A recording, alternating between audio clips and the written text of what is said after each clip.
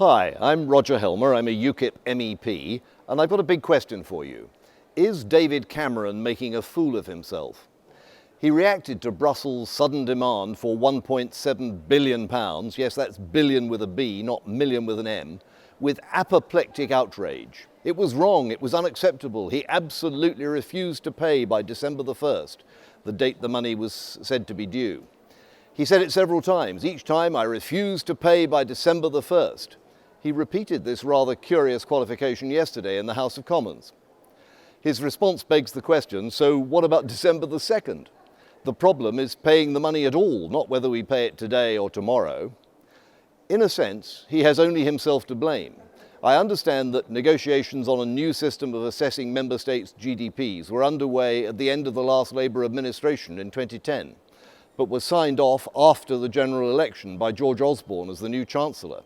So from Brussels' point of view, everything is in order. The new assessment method is properly agreed, and if that increases the UK's liability, so be it. Surely these pesky Anglo-Saxons should be gratified to find they've been doing even better than they thought.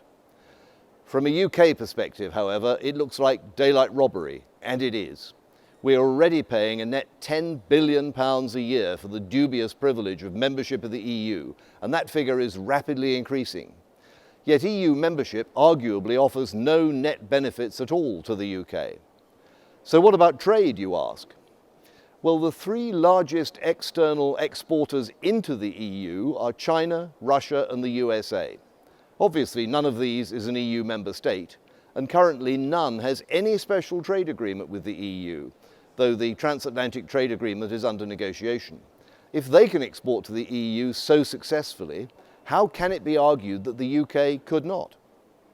Then again, the UK is both the EU's largest customer and the EU's largest net customer.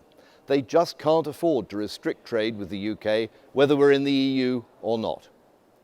Now, however, we read that Cameron is softening his attitude and getting ready to pay up. We in UKIP always said he would. The surprise is that he started to climb down even before the Rochester by-election on November the 20th. And the reason for the change of heart? According to the Daily Mail, Brussels has said that if the UK fails to pay, then the British rebate will be under threat.